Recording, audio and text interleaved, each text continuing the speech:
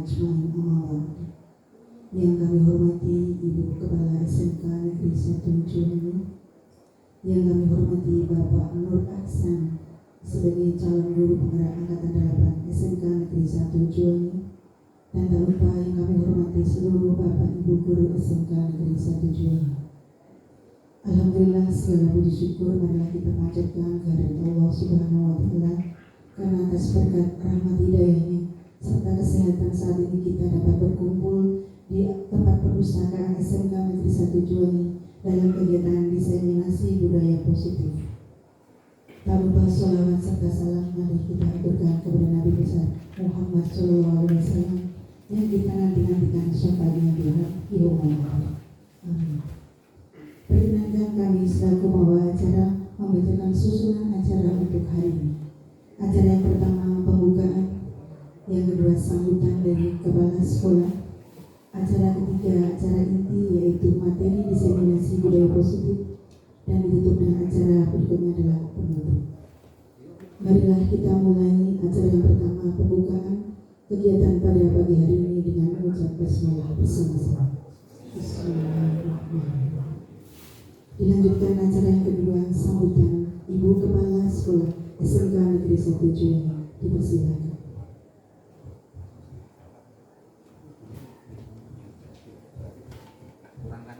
Bismillahirrahmanirrahim. Assalamualaikum warahmatullahi wabarakatuh. Selamat siang Bapak Ibu semuanya. Bapak Ibu yang saya hormati dan Pak Nur Ahsan selaku calon guru penggerak Angkatan 8 dari SMK Negeri 1 Duwangi yang insya Allah dalam kondisi sehat dan berbahagia ya Pak.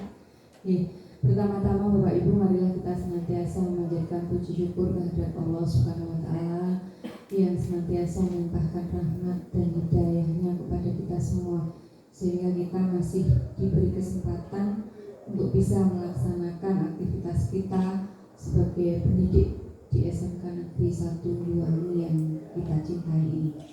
Bapak Ibu, sebagai awalan dari kegiatan Pak Nur Ahsan, hari ini adalah diseminasi kegiatan Pak Ahsan di program guru penggerak, di mana Pak Ahsan sudah sampai pada modul 1.4, yaitu mengenai budaya positif Bapak Ibu. Ada banyak pembelajaran ataupun modul-modul yang memberikan materi-materi baru kepada calon guru penggerak, dan ini belum semuanya Bapak Ibu guru bisa menerima ilmu-ilmu itu secara menyeluruh, karena program dari kurikulum Merdeka itu untuk sosialisasinya tidak seperti kurikulum yang lama nih. Kalau kurikulum 2013 itu berjenjang nyaris sampai level bawah. Kalau dulu ada instruktur nasional, kemudian ada FASDA dan seterusnya sampai diseminasi di tingkat-tingkat kabupaten bahkan sekolah. Kalau di kurikulum Merdeka, karena memang Pak Menteri itu sudah mengadopsi ilmu yang kekinian sesuai dengan perkembangan teknologi, penyebaran atau sosialisasi dari kurikulum Merdeka tidak sama dengan yang 2013.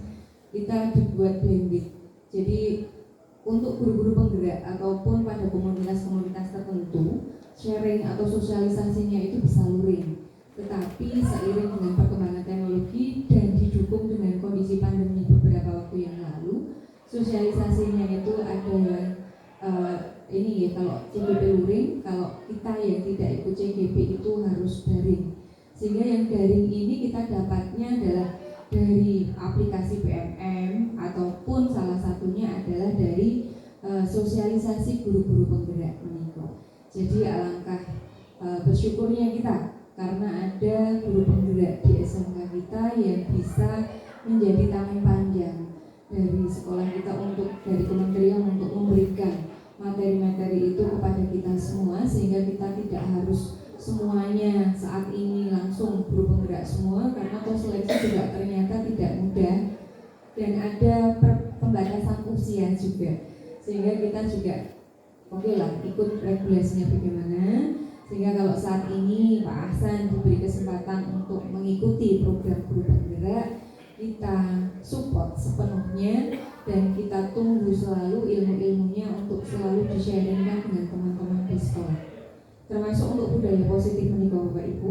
Budaya positif itu adalah pembiasaan-pembiasaan yang nanti bisa kita terapkan untuk anak didik kita, sehingga setelah nanti sosialisasi dari Pak Hasan ini tidak hanya berhenti sampai sosialisasi saja, tetapi mohon nanti Bapak Ibu guru semuanya, mungkin komunitas yang sudah dibentuk juga ya, karena nanti endingnya dari guru penggerak itu harus membentuk sebuah komunitas praktisi di sekolah, di mana praktisi itu nanti harus bisa menjadi leader di sekolah untuk mensponsori kegiatan-kegiatan pembelajaran yang sifatnya kekinian sesuai dengan kurikulum merdeka itu. Sehingga marilah kita simak bersama-sama Bapak Ibu ilmu yang diperoleh oleh Pak Nur Ahsan ini, semoga nanti bisa segera kita implementasikan untuk anak didik kita, dan dimulai dari lingkup Bapak Ibu guru, terutama untuk kita yang langsung bersama dengan anak-anak nih. Setelah kita nanti paham dan nanti mungkin akan terjadi diskusi ya Pak Hasan, biar sama-sama untuk persepsinya disamakan, baru nanti Bapak Ibu guru diajak untuk mengimplementasikan penerapan kepada siswa dan tidak terjadi miskomunikasi di lapangan. Karena ternyata untuk kurikulum merdeka itu bagi anak-anak SMK itu tidak semuanya bisa langsung 100% terimplementasi. Karena kita juga sudah didoktrin untuk anak terserap dunia kerja, di mana dunia kerja itu mesti harus sesuai dengan SOP. Kalau SOP itu mesti harus lurus, tegak lurus. Kalau tegak lurus berarti kan sekolah yang menyenangkannya agak berbeda gitu. Jadi ada dua jalur untuk lulusan kita, yaitu tegak lurus dengan SOP industri yang terkesan kaku dan pasti. Ada juga jalur kedua yaitu untuk wirausaha, di mana kurikulum merdeka itu lebih condong mendukung kepada lulusan yang ke arah wirausaha, karena yang menyenangkan, yang mandiri dan seterusnya itu lebih luasnya di kewirausahaan. Sehingga dengan kurikulum merdeka ini harapannya anak-anak kita nanti lebih banyak tercetak wirausahawan daripada yang terserah dunia kerja. Tapi intinya dua-duanya sama, karena menghantarkan anak-anak besar. Itu Pak Hasan, matur suwun, bisa dilanjutkan pada sesi diseminasi budaya positif berikut. Terima kasih, semoga lancar sampai akhir perjalanan dan Bapak Ibu guru juga mendapatkan sharing ilmunya dan anak-anak kita bisa merasakan hasil dari kerja Bapak Ibu semua. Terima kasih. Wassalamualaikum warahmatullahi wabarakatuh. Aku sebelumnya saya kembali ke acara.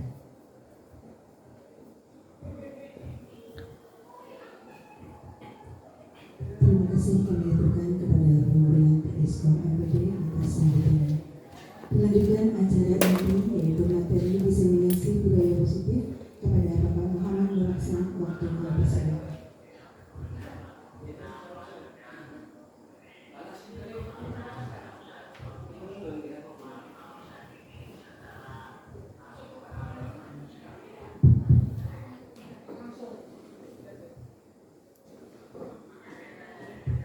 Bismillahirrahmanirrahim. Assalamualaikum warahmatullahi wabarakatuh. Alhamdulillahirabbil alamin wa bihi nasta'in wa ala umuri dunya waddin. Wassalatu wassalamu ala asyrofil anbiya'i wal mursalin sayyidina wa maulana Muhammadin wa ala alihi washabihi ajmain. Yang terhormat Ibu Kepala Sekolah SMK Negeri 1 Dungu, Ibu Morianti Askom MPD, Bapak dan Ibu guru SMK Negeri 1 Dungu yang berbahagia. Pertama-tama marilah kita panjatkan puji syukur pada kehadiran Allah Subhanahu wa taala yang telah melimpahkan rahmat taufik dari darinya pada kita semua, sehingga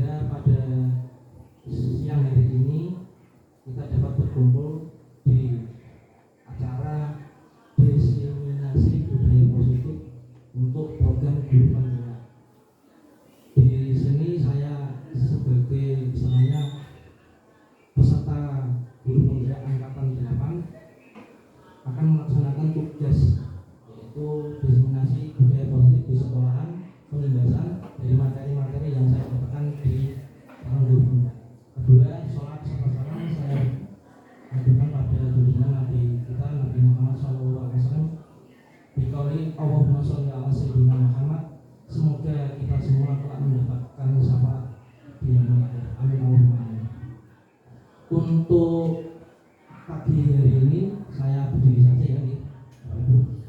Ini untuk awal-awal biar tidak tegang, saya akan breathing dulu. Nah, biasanya biar kita relax menggunakan breathing. Itu ya.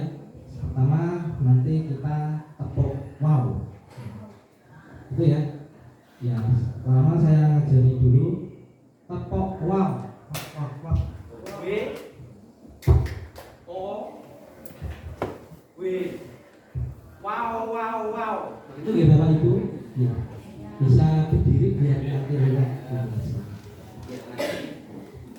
Nah, sama yang kamera biar bisa lihat. Breaking dulu Bapak Ibu biar relax dan nanti bisa lebih semangat. Saya mulai tepuk wow. W O W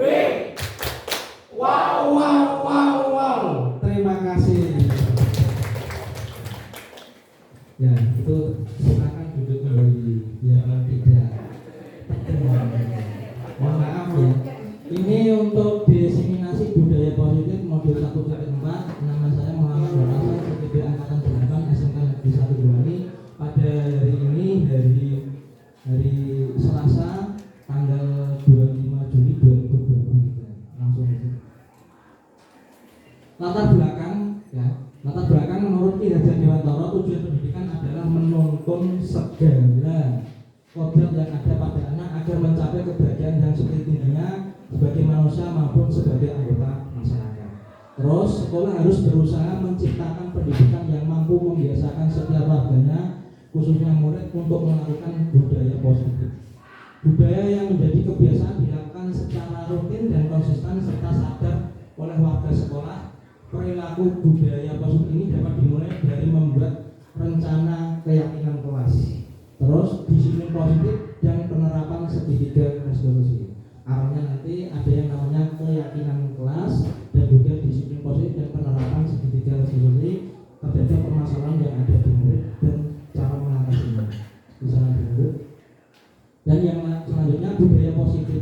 Budaya positif di sekolah yaitu nilai kebiasaan di sekolah yang berpihak pada murid agar mereka berkembang menjadi pribadi yang kritis, penuh hormat dan bertanggung jawab sesuai dengan profil pelajar Pancasila. Untuk budaya positif yang ada di sekolah kita ya sudah kita lakukan, sudah kita biasakan, namun ada perlu hal yang kita kita komitmen bersama bahwa kerjasama ini atau budaya positif ini terjalin karena kerjasama dengan semua pihak di sekolah, baik itu siswa, guru, manajemen sekolah atau kepala sekolah dan juga dari orang tua atau orang tua siswa. Terus dilanjut konsep utama budaya positif. Ini ada perubahan paradigma belajar. Terus ada disiplin positif. Terus kebutuhan dasar manusia itu nanti apa saja. Motivasi perilaku manusia. Terus restitusi posisi kontrol sebagai guru dan keyakinan kelas dan segitiga restitusi.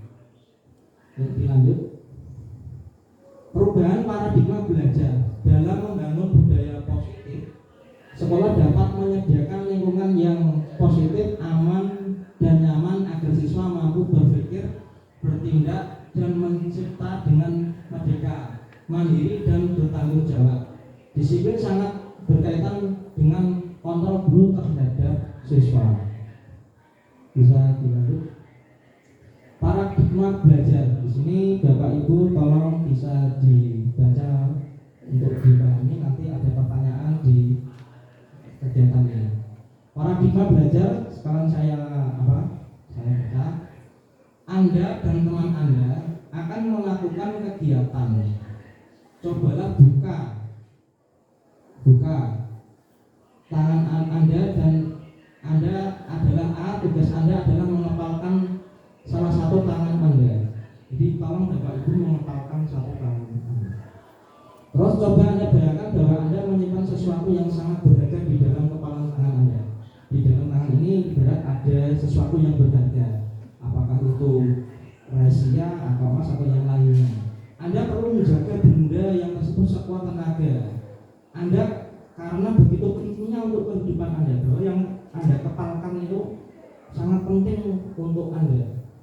Terus tugas B, nah, mungkin teman yang di sebelahnya itu adalah mencoba dengan segala cara membuka kepalan tangan Anda.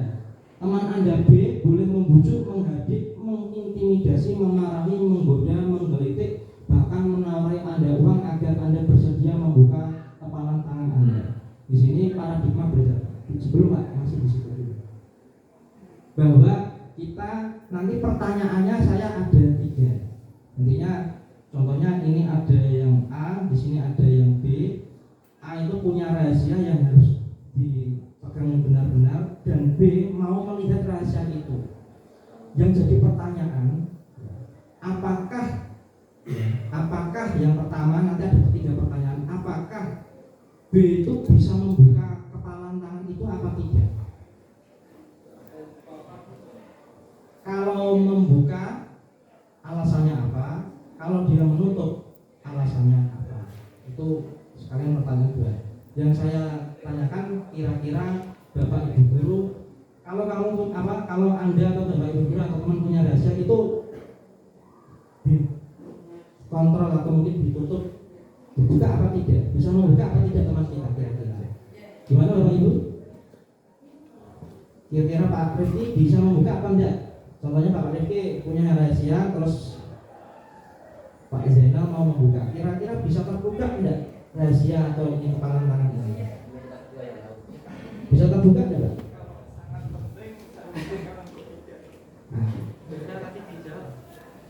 Kalau kondisi itu sangat penting, maka saya berusaha untuk tidak bisa dibuka oleh orang lain. Ada apa? Ada usul atau mungkin tambahan yang lain? Monggo Bapak, monggo Ibu, Bu Safitri. Sama seperti Pak Rifki, kalau memang itu rahasia besar dan sangat penting, tentunya kita berusaha sekuat tenaga. Mau titik kayak apa juga, tetap kepalanya itu harus tetap terjaga. Tetapi manusia kadang ada lenanya, nah itu mudah-mudahan tidak terjadi. Takutnya kalau terlena ya bisa terbuka sedikit atau malah terbuka semuanya. Terima kasih untuk usaha ini, bagus sekali. Untuk ada yang lain mungkin Bu Yesi, untuk kegiatan itu kira-kira dibuka apa enggak kepalan tangannya? Kalau menurut saya tidak bisa menutup terus. Saya orang yang terbuka. Jadi terbukanya tidak ke semua, tertentu saja. Gitu. Terima kasih Bu Yesi ya untuk jawabannya. Intinya bahwa ada kepalan tangan itu yang rahasia itu ada yang dibuka, terus ada yang dikepalkan dengan benar-benar karena rahasia tertentu. Di sini peran kontrol sebagai siswa itu atau mungkin A dan B itu membuka dan menutup kepalan tangan itu intinya dari diri sendiri. Jadi orang lain boleh mencoba membuka, meraih atau yang lain-lainnya, tapi intinya yang membuka itu adalah apa? Yang mengontrol diri Anda sendiri. Bahwa seumpamanya kita itu sebagai guru mau mengontrol murid, nah, itu kalau dari diri siswa itu sendiri tidak ada apa istilahnya dalam diri itu mau membuka, ya sulit, isinya dipaksa. Maka dari itu perlu adanya yang namanya istilahnya dari diri sendiri, perlu dari itu. Jadi istilahnya Bapak dan Ibu mau memaksa orang lain itu tidak bisa. Kita mau mengontrol orang lain tidak bisa, apalagi kita sebagai pendidik mau mengontrol siswa itu tidak bisa. Jadi yang bisa mengontrol oleh itu adalah diri kita sendiri. Baik itu kita sebagai murid, kita sebagai guru atau yang ini, yaitu perlu yang namanya kesadaran diri. Maka di sekolah perlu yang namanya peraturan itu harus tahu dasar atau mungkin yang kita lakukan harus dari diri kita sendiri. Yang mengontrol itu sebenarnya siapa? Itu diri kita sendiri. Orang lain boleh mengontrol, tapi yang boleh membuka dan menutup itu adalah dari kita sendiri. Itu yang kita pernah belajar atau kegiatan ini seperti itu. Bisa dilanjut. Terus untuk Nah ini kita sendiri yang memegang kontrol atas kepalan tangan kita. Apa kita membuka atau menutup kepalan tangan kita itu tergantung pada diri kita masing-masing sesuai dengan kebutuhan dasar kita saat itu. Jadi kebutuhan dasarnya itu apa? Jadi orang atau mungkin siswa itu punya yang namanya kebutuhan dasar manusia. Yang kita bahas nanti kebutuhan dasar. Terus lanjut. Terus perubahan paradigma belajar teori kontrol oleh Dr. William Glasser. Nah, ini sebagai yang pertama ilusi guru mengontrol murid. Jadi guru mengontrol murid. Terus ilusi bahwa semua penguatan positif efektif dan bermanfaat. Terus juga ada ilusi bahwa kritik dan membuat orang merasa bersalah dapat menguatkan karakter. Terus ilusi bahwa orang dewasa memiliki hak untuk memaksa. Terus bisa dilanjut. Perubahan paradigma stimulus respon teori kontrol. Siapa sesungguhnya yang mengontrol kita? Jadi ini ada stimulus respon, terus berikut ada teori kontrol. Kalau stimulus respon, kita mencoba mengubah orang agar berpandangan sama dengan kita. Itu kalau stimulus respon. Tapi kalau di teori kontrol, itu kita berusaha memahami pandangan orang lain tentang dunia. Terus yang kedua, perilaku buruk dilihat sebagai suatu kesalahan. Jadi kalau ada orang yang melakukan kesalahan itu dilihat dari kesalahannya apa. Tapi kalau dari teori kontrol, semua perilaku memiliki tujuan. Tujuannya contohnya apa? Oh siswa kok bolos, siswa kok tidur, itu alasannya apa? Siswa kok datang terlambat, itu alasannya apa? Jadi punya tujuan seperti itu. Orang lain yang selanjutnya orang lain bisa mengontrol saya. Terus kalau teori kontrolnya hanya Anda yang bisa mengontrol diri Anda sendiri.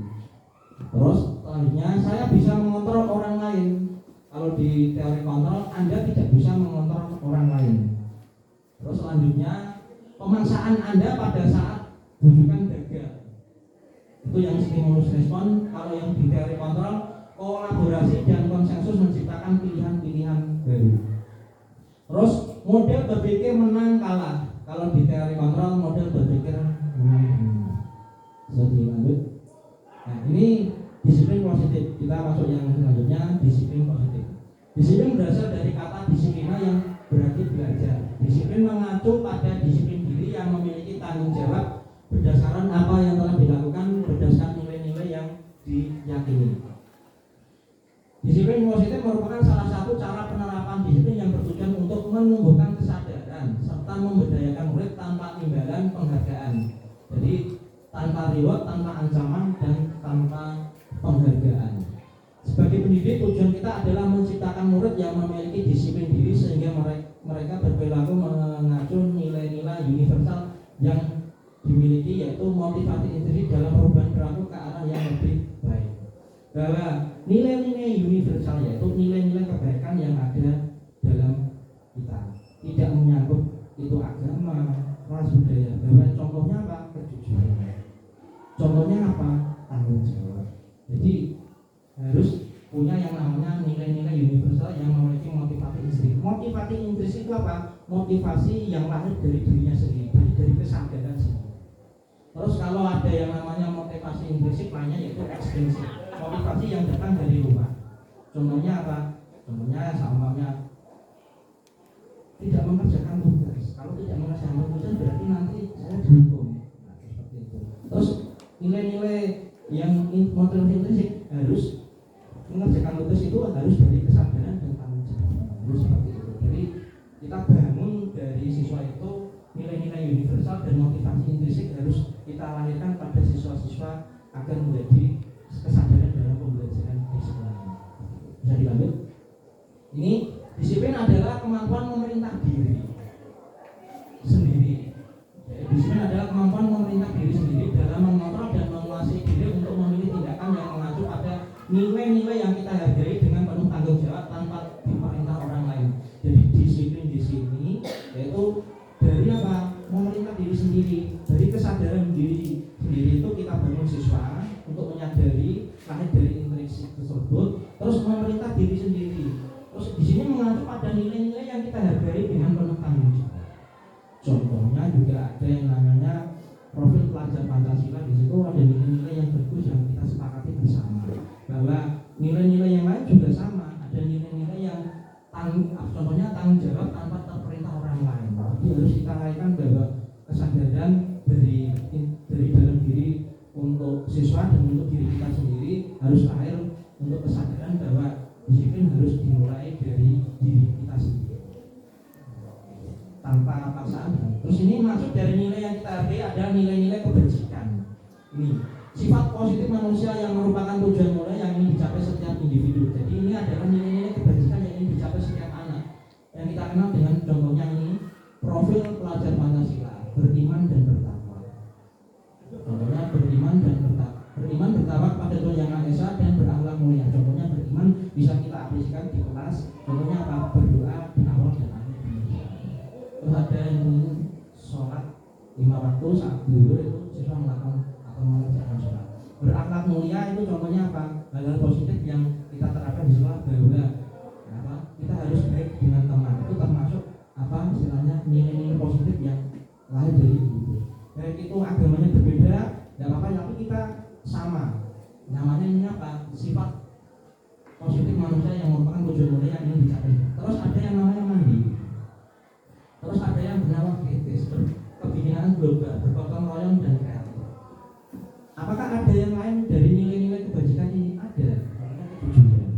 Terus yang lain-lain. Pokoknya yang mengandung nilai-nilai positif dan dari kesadaran sendiri itu namanya nilai-nilai kebajikan yang ada di sekolah, yang ada di lingkungan sekolah, yang ada di masyarakat, yang ada kita sepakati. Baik itu kita sebagai masyarakat yang lain-lain. Di rumah juga sama nilai kebajikan, di sekolah juga sama nilai kebajikan, di kelas juga sama nilai kebajikan. Harus tahu bahwa itu baik, bahwa ini buruk. Jadi harus tahu seperti itu. Terus bisa lanjut. Nah, ini ada teori motivasi perilaku manusia. Motivasi eksternal. Terus ini ada motivasi eksternal, motivasi internal. Contohnya, untuk menghindari ketidaknyamanan atau hukuman apa yang akan terjadi apabila saya tidak melakukan. Jadi siswa itu melakukan karena motivasi dari eksternal. Karena apa ini? Untuk menghindari ketidaknyamanan atau hukuman. Jadi semuanya saya apakah yang akan terjadi apabila saya tidak melakukannya. Contohnya tidak melakukan istilahnya upacara. Berarti apa? Contohnya menghindari hukuman. Jiwa takut. Jadi apa? Dia lahir bukan dari motivasi internal, tapi apa? Karena ada yang namanya ketidaknyamanan nanti dihukum. Contohnya tidak mengerjakan tugas nanti dihukum. Jadi apa ini? Ini motivasi internal. Dia berpikiran menghindari ketidaknyamanan atau menghindari hukuman. Terus ini juga ada motivasi internal, contohnya untuk mendapatkan imbalan dari orang lain atau institusi apa yang akan saya dapatkan apabila saya melakukan itu. Contohnya Bapak Ibu guru ya, melakukan kegiatan di sekolah, nah, itu berhasil, sukses. Ada yang mendapat imbalan atau mendapat penghargaan. Nah, kalau dia mendapatkan penghargaan, maka nanti kalau ke depan ada kegiatan lagi, dia mengharap bukan karena lahir dari diri sendiri, tapi karena apa? Ingin mendapat penghargaan. Nah, yang kita bangun di siswa itu ya tidak, motivasi eksternalnya itu tadi menghindari ketidaknyamanan hukuman untuk mendapat imbalan. Dan bahwa dua-duanya ini, mohon maaf, kalau orang kesalahan dihukum, maka dia akan menjadi pendendam. Efeknya akan panjang untuk siswa.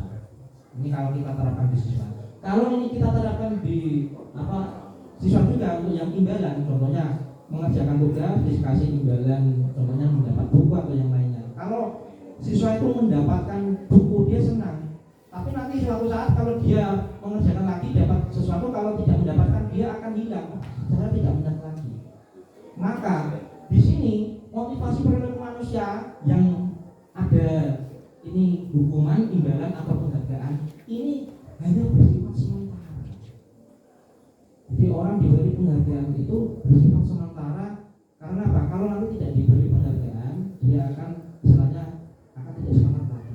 Beda dengan di sini motivasi internal untuk menghargai diri sendiri. Contohnya, saya mengerjakan tugas tepat waktu. Itu apa? Motivasi internal. Tujuan di sini positif, motivasi dari internal. Siswa mengerjakan tugas tepat waktu.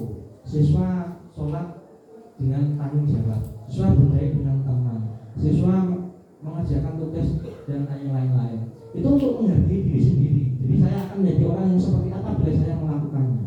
Contoh dari bapak ibu guru kalau melakukan kegiatan itu ya motivasi internal bukan dari orang lain, tapi harus dari diri bapak ibu sendiri. Dan kita terapkan juga harus siswa juga sama, motivasinya kita bangun itu dari diri sendiri. Tidak karena dihukum nanti melakukan sesuatu, tidak karena penghargaan, tapi motivasi internal dari diri sendiri. Bisa dilanjut? Ini disiplin positif, teori kontrol dan teori Rodin. Ada yang namanya Anda tidak bisa mengontrol orang lain, hanya Anda yang bisa mengontrol diri Anda sendiri. Di sini ada mana disiplin belajar kontrol dari dengan control diri dengan menggali potensi kita agar tercapai tujuan mulia, yaitu sesuatu yang menjadi seseorang yang kita inginkan berdasarkan nilai-nilai yang kita hargai. Nilai-nilai yang kita hargai itu tadi apa? Nilai-nilai kebajikan, jujur, tanggung jawab, disiplin, dan lain-lain. Terus semua perilaku memiliki tujuan. Ini nanti kita tentang teori kontrol, sesuatu perilaku memiliki tujuan. Tadi ada respon dan kontrol. Pertama, teori motivasi untuk menghindari hukuman. Jadi kadang siswa itu melakukan sesuatu itu karena hukuman. Itu sebenarnya di pendidikan ini tidak boleh. Terus ada yang untuk mendapatkan imbalan atau penghargaan. Itu juga sama, orang melakukan sesuatu itu harus mendapat imbalan, itu bersifat sementara. Kalau tidak dikasih imbalan ya tidak akan sementara. Itu juga motivasi eksternal. Terus ini ada untuk menghargai diri sendiri, nilai-nilai kebajikan universal yang kita yakini, yaitu ini di bawah itu ada yang namanya keyakinan kelas. Maka nanti kita membuat keyakinan kelas. Arahnya kemana? Ke keyakinan kelas. Nah, keyakinan kelas atau peraturan keras itu keyakinan yang kita yakini bersama antara guru mata pelajaran dan siswa. Siswa seberapa? Ya satu kelas itu. Sebenarnya ada yang namanya peraturan sekolahan dan juga ada yang namanya keyakinan kelas. Berbeda Bapak Ibu, berbeda. Oke, kita bangun nanti saat kita belajar awal pembelajaran ini keyakinan kelas apa yang harus kita lakukan. Terus ini ada yang namanya model berpikir menang-menang kolaboratif dan proses menciptakan pilihan-pilihan baru. 5 posisi kontrol. Nah, jadi sebagai guru ada yang model-model guru itu posisi kontrolnya berbeda. Jadi apa? Mengontrol murid, mengontrol orang lain. Nah, ini ada posisi kontrol. Satu sebagai penghukum. Kalau ada siswa yang salah, Mas, kenapa tidak membawa topi? Langsung suruh pusat. Itu namanya penghukum. Siswa di seperti ini namanya apa? Jadi model guru yang melakukan model penghukum. Siswa seperti ini akan nanti lama-kelamaan akan bersifat bertindak. Apalagi yang berhubungan dengan psikis, membuli, atau juga dengan bersinggungan dengan anggota fisik. Itu juga tidak boleh. Terus membuat rasa bersalah. Contohnya sebagai guru ada yang namanya membuat rasa bersalah. Contohnya apa? Ya, seperti orang melakukan salah, Mas, kamu melakukan salah seperti ini, itu tidak baik gini ya. Jadi dia itu merasa bersalah. Jadi ada posisi guru yang saat di kelas orang atau siswa itu melakukan salah itu posisinya apa? Membuat rasa bersalah. Jadi siswa dikasih ucapan atau yang lain yang dia merasa bersalah. Terus sebagai teman. Jadi ada yang namanya guru itu memposisikan diri sebagai teman. Contohnya saat kelas rame, tolong kelas jangan rame, tolong hargai bapak atau ibu guru di kelas. Nanti kalau rame nanti tidak itu ya itu seperti kita mendekat dengan anak, tidak menghukum dan tidak apa, tapi apa? Seperti sebagai teman. Jadi ada orang yang melakukan kesalahan tapi posisi kita kontrol sebagai teman, deketi atau diomongin yang lainnya, tapi sebagai teman. Ada yang sebagai pemantau. Kalau sebagai pemantau itu istilahnya siswa melakukan kesalahan, tapi dikasih tahu kalau melakukan kesalahan konsekuensinya apa? Contohnya apa? Siswa melakukan kesalahan yaitu tidak mengerjakan tugas pelajaran, mencatat atau mengerjakan tugas. Contohnya jam ke-1 dan ke-2. Maka kalau tidak mengerjakan tugas, konsekuensinya apa? Nah, kita tanya pada siswa, konsekuensinya apa? Yaitu mengerjakan tugas sendiri. Bisa dikerjakan saat pelajaran atau saat istirahat selesai. Nah, dia mengerjakan tugas itu apa? Konsekuensi. Kalau tidak mengerjakan apa harus dikerjakan seperti itu. Terus ada juga yang manajer. Nah, ini manajer ini sebagai posisi yang paling bagus di kontrol sebagai guru. Contohnya itu kalau nanti terjadi kesalahan, kita tidak memberikan hukuman pada siswa tapi sebagai manajer, yaitu memberikan istilahnya di bawah ada segitiga restitusi. Nanti kita lakukan menggunakan segitiga restitusi. Di situ ada yang namanya menstabilkan identitas, validitas, kebutuhan, dan menyerahkan keyakinan. Nah, ini yang biasanya dilakukan itu arahnya kemana? Ke situ segitiga restitusi. Jadi ada yang namanya menstabilkan identitas, validitas, kebutuhan, dan menyerahkan keyakinan. Itu dari mana? Kita harus berposisi sebagai manajer. Terus yang selanjutnya realitas kebutuhan. Kita berbeda, kita berusaha memahami pandangan orang lain tentang dunia. Setiap orang memiliki gambaran berbeda. Kebutuhan dasar manusia ini tambahan, yaitu penguasaan, kasih sayang, kesenangan, dan kebebasan. Ini dasar-dasar disiplin positif yang harus Bapak pahami. Terus dilanjut, kebutuhan dasar manusia. Ini saya rinci satu-satu. Kebutuhan dasar manusia adalah segala sesuatu yang kita lakukan untuk mendapatkan apa yang kita inginkan. Seluruh tindakan yang kita lakukan memiliki tujuan tertentu dan semua usaha terbaik kita lakukan adalah dalam rangka memenuhi kebutuhan dasar kita dengan baik. Bahwa kebutuhan dasar manusia, baik itu sebagai siswa di sekolah, sebagai siswa di rumah, atau sebagai kita guru di sekolah, itu punya yang namanya kebutuhan dasar. Kadang orang melakukan sesuatu itu pasti ada tujuannya. Nah, lanjut lagi. Kebutuhan dasar manusia ini tadi saya lanjut lagi. Saya rinci. Pertama, bertahan hidup. Terus ada dapat diterima, kebebasan, kesenangan, dan penguasaan. Ini harus dipahami oleh Bapak Bu. Bertahan hidup itu bersifat fisiologis, seperti kebutuhan kesehatan, tempat tinggal, dan makan. Contohnya siswa pagi-pagi berangkat sekolah, ada teman yang bawa makanan dia ambil. Karena apa? Mohon maaf, dari pagi itu bapak ibunya itu tidak memasak. Jadi dia terpaksa kadang mengambil makanan temannya karena apa? Kebutuhan dasar tidak terpenuhi. Contohnya kebutuhan dasarnya apa? Bertahan hidup sama makan. Contohnya di sekolah ini kan kadang pagi-pagi itu tidak atau belum sarapan. Kalau dia tidak dilakukan, tandanya izin ke kantin itu kebutuhan dasar karena pagi belum makan. Kadang ada guru yang mengizinkan, kadang ada yang tidak. Ya harapannya ya sesuai dengan kondisi yang ada. Seperti itu. Terus ini contohnya kebutuhan dasar dapat diterima bersifat psikologis. Siswa bisa diterima di kelas, di rumah, di sekolahan. Seperti itu. Contohnya seperti merasa diterima, berbagi, kerjasama, menjadi bagian dalam kelompok. Jadi ada siswa yang di kelas itu, mohon maaf, ada dibully atau yang lainnya. Itu karena apa? Dia merasa tidak diterima. Yang paling sekarang ada yang namanya bullying atau mungkin yang lain. Atau kadang di kelompok, satu kelompok bekerja sama, satu orang sendiri itu yang tidak bekerja sama. Sehingga apa? Dia merasa tidak diterima karena pernah melakukan sesuatu hal yang dia tidak diterima. Jadi kebutuhan dasar manusia apa? Dapat diterima, baik itu sebagai teman, sebagai yang lainnya.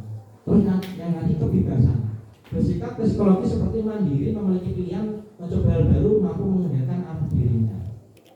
Terus ada kesenangan, bersikap psikologis seperti tertawa, bermain humoris, dan antusiasme. Bahwa di kelas siswa juga punya kesenangan. Kadang di kelas itu jam pelajaran jam 1 sampai sore, sampai itu dia bosan di kelas. Kadang di depan halaman dia main-main apa itu kertas atau main apa, dia merasa senang. Jadi kadang butuh yang namanya kesenangan. Tapi tempatnya yang kadang yang tidak sesuai. Jadi kadang ramai-ramai di kelas itu kadang dia butuh kesenangan atau perlu di ice breaking atau yang lain. Seperti itu dia merasa senang. Atau dikasih misalnya tempat untuk berekspresi. Contohnya di sini kalau sore ada yang namanya ekstra. Oh dia senang ini, dia senang itu. Kita fasilitasi di ya kan, atau mungkin yang ada di sekolah. Oh dia perlu apa? Nah, kita untuk kesenangan. Terus yang lain penguasaan bersifat psikologis seperti harga diri, keinginan untuk dianggap, memimpin, dan berprestasi. Bahwa siswa juga perlu yang namanya perlu dianggap. Ini saya. Terus perlu memimpin dan berprestasi. Dan juga itu penguasaan. Perlu diakui penguasaannya, perlu diakui kepemimpinannya, perlu diakui harga dirinya. untuk mempertahankan itu yang kebutuhan dasar manusia, dan itu siswa, guru, orang lain itu dasarnya nih. Maka harus tahu. Terus lainnya ini contoh kasus ada penguasaan, kebebasan, fun itu senang, obat itu. Contohnya ini kita pahami atau baca Bapak Ibu dulu. Ibu Ani guru kelas 5 di SD Pelita Hati sedang bingung menghadapi ulah salah satu murid di kelasnya, yaitu bernama Agus. Beberapa anak telah datang dan mengeluh Agus yang seringkali meminta bekal makanan siang mereka dengan paksa. Jika Anda menghadapi situasi seperti Ibu Ani, apa yang akan Anda lakukan menurut Anda? Kira-kira apa alasan Ibu melakukan itu? Nah, ini jangan dilanjut dulu. Saya minta pendapatnya dari Bapak Ibu. Ini yang belum tadi Bu Dewi Nantian. Kira-kira apa yang Ibu lakukan? Ini sharing-sharing pendapat.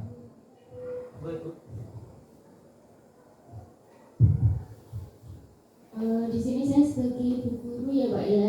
Si Agus ini kerjaannya itu minta secara paksa bekal teman-temannya nih. Oke. Kalau saya, menurut saya itu yang langkah yang terbaik itu saya kasih pengertian ke Agus agar bisa mengusahakan membawa bekal seperti teman-temannya, entah itu beli di luar sebelum berangkat atau masak atau dimasakkan orang tua.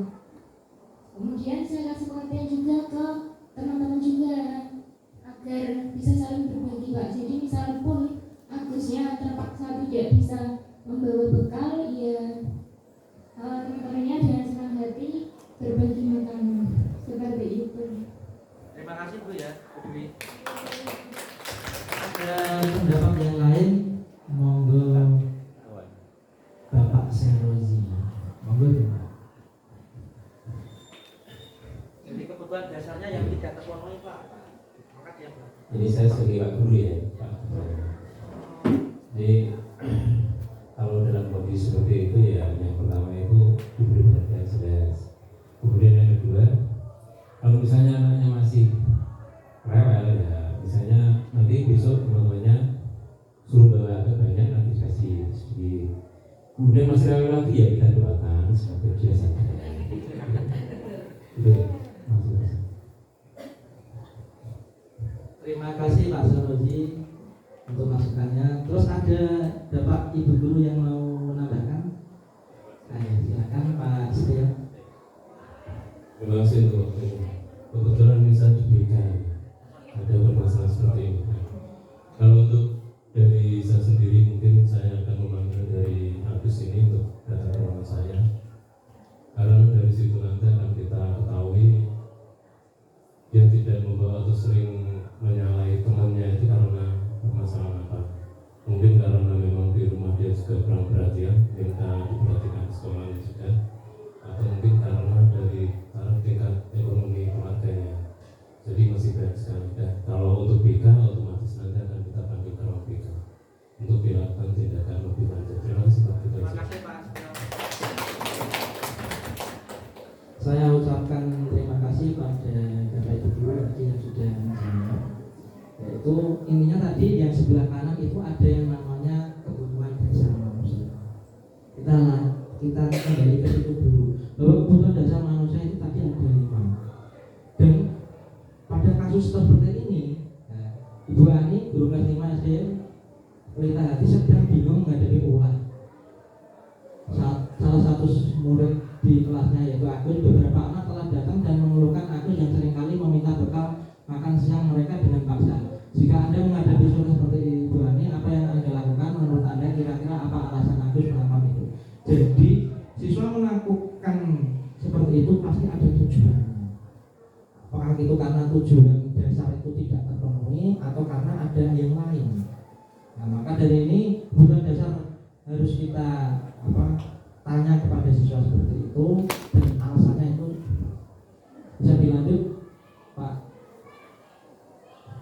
Nah ini dalam mulai penerapan disiplin positif Bu Ani sebaiknya mencari tahu alasan Agus melakukan tindakan tersebut agar mengetahui kebutuhan mana yang sedang berusaha dan dipenuhi Agus. Apakah kebutuhan dasar itu makan karena belum makan? Apakah karena pengen dia diakui sebagai orang yang seperti apa? Ataukah karena kepengen dia happy apabila jawaban Agus karena ingin yang lapar dan orang tua tidak membawakan bekal makanan, yang kemudian adalah bertahan hidup, yaitu makan. Kebutuhan dasarnya apa? Bertahan hidup. Yang kedua, apabila jawaban Agus karena ingin senang temannya jadi perhatian dia, kebutuhan dasarnya adalah cinta dan kasih sayang, yaitu kebutuhan untuk diterima.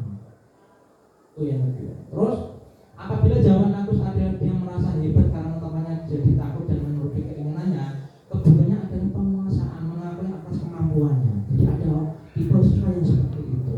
Terus apabila jawaban Agus karena dia merasa bosan dengan bekal yang dibawa ibunya karena selalu membawa bekal yang sama, contohnya membawa tempe atau tahu, ada bosan.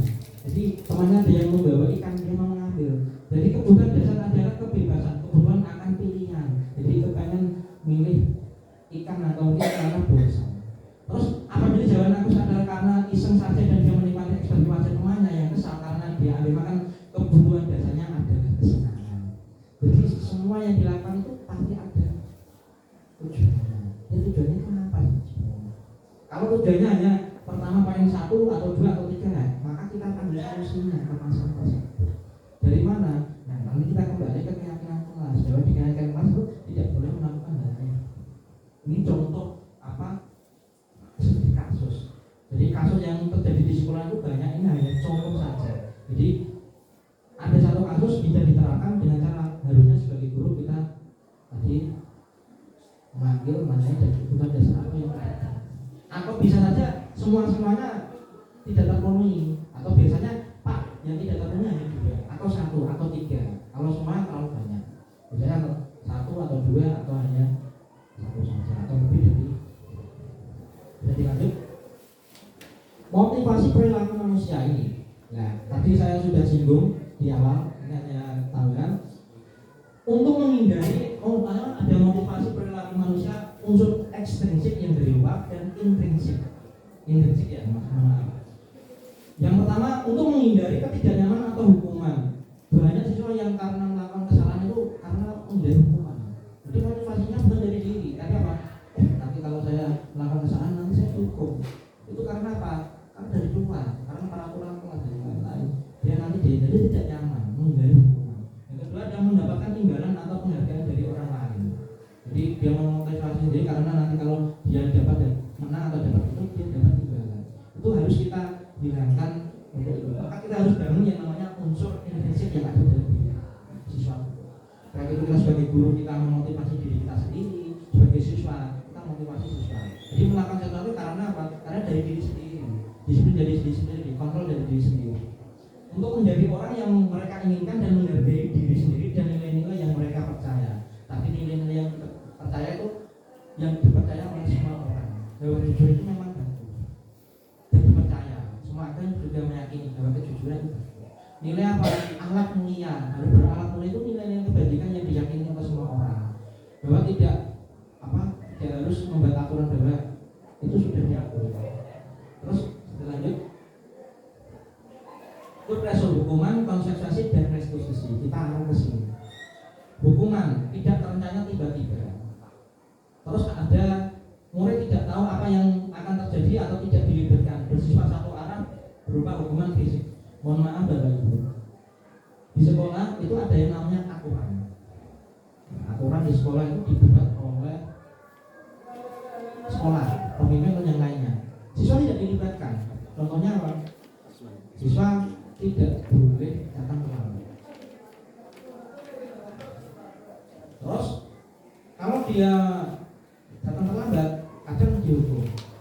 Itu kadang cuma tidak tahu saya dihukum. Hanya yang coba dulu di depan itu dihukum atau dikasih apa atau itu termasuk dari hukuman. Termasuk dari hukuman yang tidak terencana tiba-tiba. Kamu lakukan ini nih. Jadi seperti kelas 10 itu kadang biasanya tidak tahu lakukan ini terus dihukum. Atau mungkin melakukan kesalahan dihukum ini. Jadi tidak tahu saya lakukan ini harus seperti itu. Sebenarnya tahu tapi apa? Tidak. Pertama itu tidak dilibatkan. Yang contohnya siswa masuk tahun 2023. 1 bulan melakukan kesalahan. Akhirnya ini tidak tahu, dia tidak tahu karena itu aturan sekolah tidak pernah membaca ada aturan ini karena tidak dilibatkan. Terus konsekuensi terencana disepakati sesuai aturan murid tetap dibuat tidak nyaman jika guru selalu mau menonton siswa. Siswa melakukan kesalahan tahu konsekuensinya tidak melaksanakan tugas, dia harus apa? Melaksanakan tugas dari itu juga. Jadi kalau Anda tidak melaksanakan tugas, berarti konsekuensinya apa mas? Ya harus mengerjakan tugas dari itu juga harus selesai. Kalau sampai berlarut-larut jadi tidak tahu konsekuensinya apa. Nah, yang paling bagus itu restitusi. Proses menciptakan ini yang nanti arahnya ke sini yaitu restitusi, proses menciptakan kondisi bagi murid untuk memperbaiki kesalahan. Jadi ada yang namanya segitiga restitusi nanti. Terus ada proses kolaboratif yang mengajarkan murid untuk mencari solusi sendiri. Semuanya seperti itu. Bisa dilanjut. Nah, ini posisi kontrol guru, penghukum, pembuat rasa bersalah, teman, pemantau, dan manajer.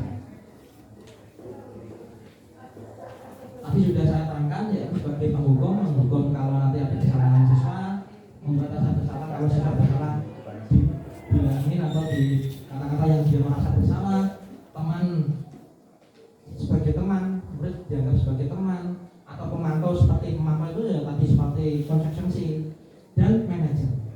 Dari posisi ini yang saya dapat dari belajar di sana itu kadang guru itu ada yang tipenya menghukum, ada yang tipenya membuat rasa bersalah, teman dan pemantau manajer. Pasti Bapak Ibu ada yang melakukan ini. Yang paling bagus dalam melaksanakan ini adalah manajer. Nanti arahnya kemana? Ke segitiga restitusi. Jadi posisi orang salah itu tidak merasa dia salah, dicari kenapa kamu salah seperti itu. Terus yang paling harus dilakukan kalau tidak sebagai manajer, sebagai apa? Pemantau. Tidak boleh di dalam pendidikan yang saya dapatkan itu menghukum itu dari sekarang itu tidak boleh orang menghukum. Membuat rasa bersalah juga tidak boleh. Terus teman itu juga sama tidak boleh. Yang paling idealnya itu apa? Ya manajer. Tapi yang boleh dilakukan paling tidak itu apa? Yang paling jelek itu memantau konsekuensi. Kamu lakukan salah, nanti apa? Kalau tidak melaksanakan, ya harus mengerjakan, itu konsekuensi. Seperti itu. Jadi dengan bahasa yang sebagai manajer, nanti saya terangkan sebagai manajer itu. Terus penghukum, contoh. Ini contoh kasus. Langsung aja. Posisi kontrol, menghukum secara verbal atau fisik. Verbal itu ya bicara atau yang lainnya, yang dia menyinggung fisik atau yang lainnya. Dampaknya pendidikan. Terus contoh penerapan perilaku kontrol guru kasus siswa tidak mengerjakan tugas PR. Contohnya apa dulu? Berdiri di depan kelas. Itu termasuk menghukum. Langsung. Yang mengerjakan tugas silakan berdiri. Siswa langsung berdiri, tapi apa? Dia akan berdiri. Bisa aja 1 hari, 2 hari, 3 hari, atau bahkan beberapa hari dia atau bahkan sampai lulus. Sekarang itu menghukum posisi kontrol guru itu arahnya itu untuk jangka panjang itu tidak. Terus yang selanjutnya posisi kontrol membuat rasa bersalah. Ini contoh kasusnya kayaknya sama. Kata-kata diutarakan dengan nada merasa bersalah. Maaf tulisan saya ada yang kurang sesuai. Dampak murid merasa bersalah. Terus contoh penerapan posisi kontrol guru kasus siswa tidak mengerjakan sama, tapi posisinya yang berbeda. Contohnya apa? Berapa kali ibu atau bapak harus memberitahu kamu setelah saja mengerjakan tugas? Itu apa? Dia merasa bersalah. Akhirnya ada tipe guru yang membuat kontrol yang membuat rasa bersalah kepada siswa. Terus saya lanjut. Terus posisi kontrol sebagai teman. Nah ini sama. Berbicara dengan nada ramah, mas atau enggak atau gimana. Contohnya dampak murid ketergantungan pada satu orang. Contoh. Ada bapak ibu guru yang ngajar di kelas 10 TU1. Nah, contohnya Bu Deni. Dia kalau mengajar dengan teman itu atau dengan muridnya itu memposisikan sebagai teman. Asik seperti itu. Nah, suatu hari diganti oleh guru yang lain karena berandakan. Posisinya bukan sebagai teman tapi yang lain. Nah, dia ketergantungan kalau dengan guru itu saya sama kamu dengan yang lain tidak. Itu apa? Ketergantungan pada satu orang. Jadi siswa itu tergantung pada satu guru itu tersebut. Karena apa? Dia sebagai teman. Jadi kadang ada guru itu posisinya sebagai teman. Itu juga sekali-sekali mungkin tidak apa-apa. Tapi kalau posisinya seperti itu terus, maka akan membuat tidak sesuai dengan kondisi yang ada. Kalau hanya sekali 2 kali mungkin ada yang seperti itu, tapi kalau terus tidak. Contoh penerapan posisi kontrol guru kasusnya tidak mengerjakan tugas sama ini, yaitu ayo dong ikuti aturan sekolah kita, tolong bantu bapak atau ibu ya, lain kali jangan sampai berbuat ini lagi sampai santai. Ada seperti itu.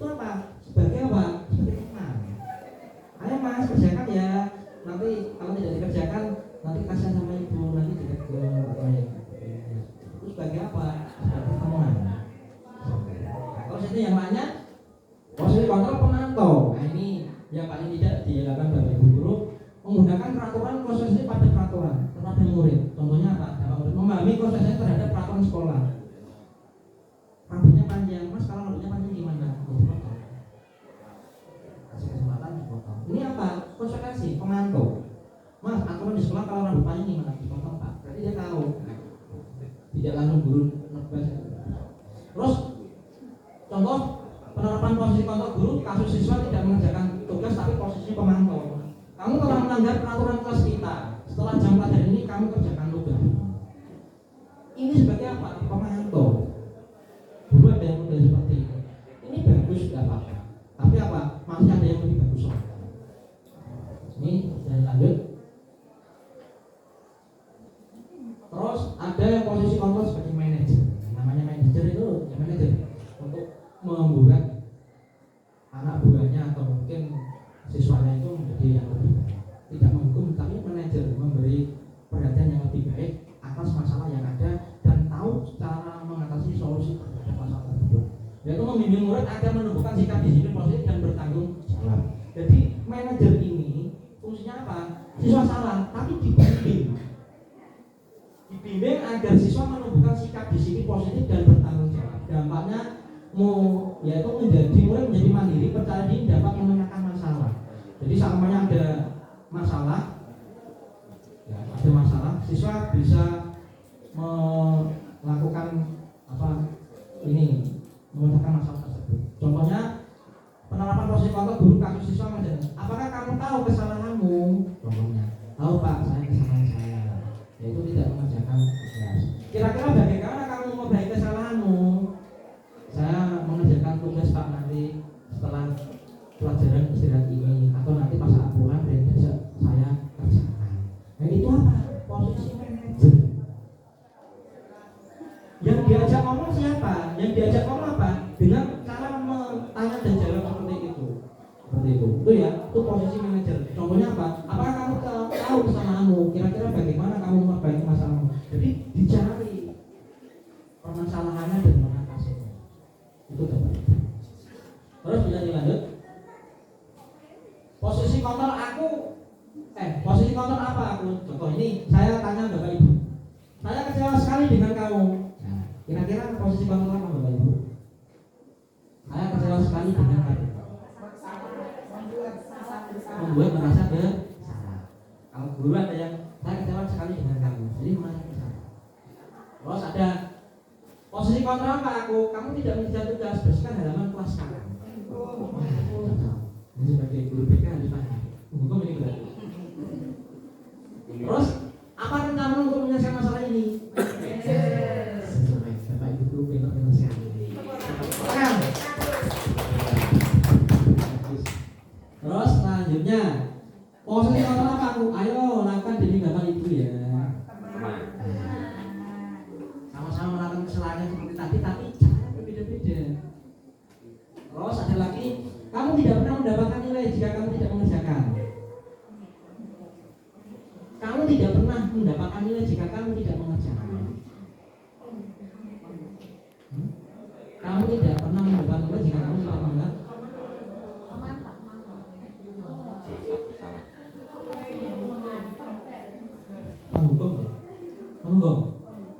Menghukum ini menghukum. Kalau dia tidak melakukan akan dihukum dengan cara apa? Ini dengan diancam. Ancamannya tidak fisik tapi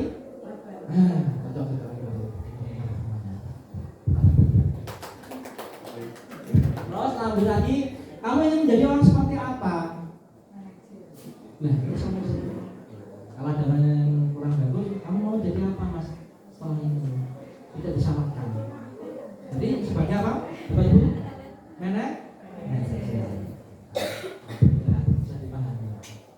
Lanjut, keyakinan kelas. Kenapa harus keyakinan kelas? Mengapa bukan peraturan kelas? Ini yang saya dapat dari program pendidikan ini. Contoh, keyakinan kelas. Mengapa bukan peraturan kelas? Saya terangkan. Ada yang namanya peraturan sekolah. Itu yang membuat pihak sekolah atau guru. Tapi siswa tidak dilibatkan. Kalau itu namanya peraturan sekolah.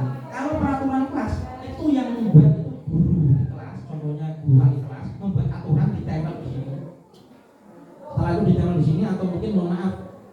Mungkin di web ada kajur menempel aturan di bengkel seperti ini. Tapi siswa tidak dilibatkan. Tapi kalau ada ini kelas 1 itu namanya peraturan bengkel. Kalau di sekolah peraturan di sekolahan, kalau di kelas peraturan di kelas, kalau di bengkel peraturan di bengkel. Lah yang saya masukkan di sini apa? Keyakinan kelas. Keyakinan kelas itu apa? Keyakinan yang kita sepakati bersama antara guru dan siswa itu dilibatkan. Dan dari peraturan apa keyakinan kelas itu, contohnya satu kelas mas sebelum pembelajaran, kira-kira keyakinan kelas apa yang kita sepakati? Oh Pak, tidak boleh terlambat. Tidak boleh terlambat. Di dalam guru penggerak itu ada yang namanya kata negatif. Tidak boleh terlambat. Kalau di dalam siswa ngusul, oh Pak, aturan kelasnya nanti keyakinan kelasnya coba contohkan. Nah, kebicaraan sama satu kelas, kita membuat keyakinan kelas. Nah, ngomong kira-kira keyakinan kelas apa? Dari siswa 36, salah satunya menjawab tidak boleh bahkan kalau nanti ditulis di papan tulis di situ, kalau kita seperti itu namanya kata negatif. Ada kata tidak boleh. Yang paling bagus katanya diganti. Datang tepat. Nah, membuat peraturan keyakinan kelas itu ada kata negatif, tidak buang, harus ada kata contohnya tidak boleh mengganggu teman. Itu kata negatif. Kata positifnya apa? Mengganggu. Tidak boleh mengerjakan, tidak boleh mencontek. Kata negatif itu. Maksudnya apa? Mengerjakan pekerjaan sendiri. Kalau tadi datang tepat waktu, nah itu kata kebajikannya apa? Ya, saya nanya memasukkan nilai kebajikan. Berarti kebajikannya kalau datang tepat waktu berarti apa? Bapak Ibu? Contoh lagi, ada peraturan di jalan orang naik motor harus pakai helm. Itu contohnya tidak harus memakai helm. Tujuannya untuk apa? Contohnya untuk keamanan dan keselamatan, untuk percayaan diri. Nah, itu juga sama. Terus di kelas juga ada yang menggunakan masker. Kalau menggunakan masker apa? Untuk kesehatan. Contohnya di rumah sakit. Ini apa? Itu kebajikannya apa? Kata negatif dirubah positif. Terus nilai kebajikannya apa? Terus saya lanjut. Prosedur pembentukan keyakinan kelas. Nah, nanti Bapak Ibu bisa membentuk keyakinan kelas. Kemarin saya membuat keyakinan kelas di kelas 11.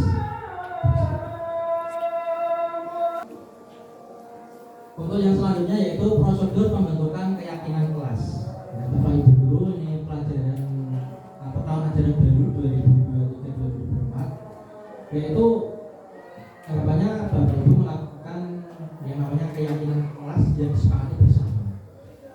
Bisa disebut keyakinan kelas atau yang namanya apa? Keyakinan atau penerapan. Yaitu yang pertama, mempersiapkan murid untuk suara pendapat tentang peraturan yang perlu disepakati. Jadi saat di kelas kemarin saya melakukan seperti itu, yaitu saya peraturan kelas itu apa? Peraturan kelas itu yang dibuat satu pihak saja dulu. Kalau keyakinan kelas yang membuat itu siswa dilibatkan dan jadi siswa itu saya kasih kertas yang warna-warni itu. Setelah itu saya tulis keyakinan kelas apa yang kira-kira kalau dilakukan. Terus menulis semuanya, terus kita tempelkan di depan. Jadi 36 siswa itu menempel di depan keyakinan kelas bebas. Contohnya apa? Tidak boleh membeli teman, datang tepat waktu, menerapkan 5R atau 5S. Apa? Terus istilahnya mengerjakan tugas dengan bahu, tidak boleh mengantuk. Itu kan kata-kata negatif. Dan kata positif itu tidak boleh bebas. Setelah itu selesai, yang kata-kata setelah itu selesai ditempelkan seperti itu. Setelah ditempelkan kemarin, saya tak suruh membaca, satu orang membaca di depan, mas tidak baca. Setelah dibaca, setelah itu saya pilih mencatat semua masukan dari murid di papan tulis dicatat. Atau mungkin ada yang nulis, kalau saya kan tak tempel semuanya 34 siswa. Setelah itu apa? Susun keyakinan kelas sesuai prosedur pembentukan keyakinan kelas. Nah, caranya apa? Di situ ada yang namanya ganti kalimat negatif dengan kalimat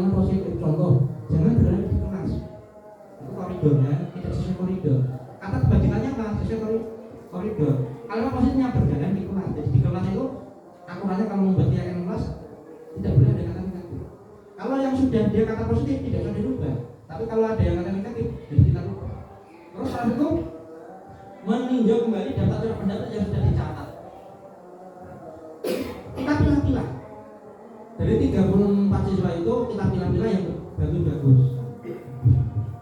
Kalau ada yang sama, contohnya apa? Tidak boleh mengganggu teman. Ini juga sama, tidak boleh mengganggu temannya. Itu kata sama, berarti kita tulis satu saja. Jadi kemarin 34 tulisan yang saya ambil contohnya 22. Jadi yang lainnya harus sama atau yang saya gabung. Seperti itu. Setelah itu tinjau ulang dari 34 saya ambil, saya pindahkan. Misalnya di sini 30. Terus saya pindah di sini, keyakinan kelas yang pilih di tembok sini. Namanya apa? Pilihan keyakinan kelas. Nah ini kurang pendapat. Jadi pendapatnya 36 kita ambil yang sesuai dan kita ambil kata-kata positif. Setelah 34 jadi 22, nah diambil kata positifnya, nah kita sepakati bersama. Setuju mas? Apakah syarat? Tambah lagi. Apakah kira-kira ada yang perlu ditambahkan? Boleh seperti itu, boleh. Namanya tidak boleh makan di kelas.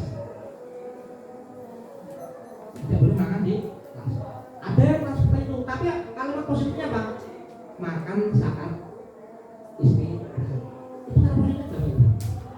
Jadi jangan bilang tidak boleh makan di kelas. Sebenarnya boleh, tapi saat istirahat. Jadi ada yang gitu, tidak boleh mengantuk atau tidak boleh tidur di kelas. Kata positifnya apa? Menghormati bapak ibu di depan atau memperhatikan bapak ibu di depan. Ganti aja seperti itu.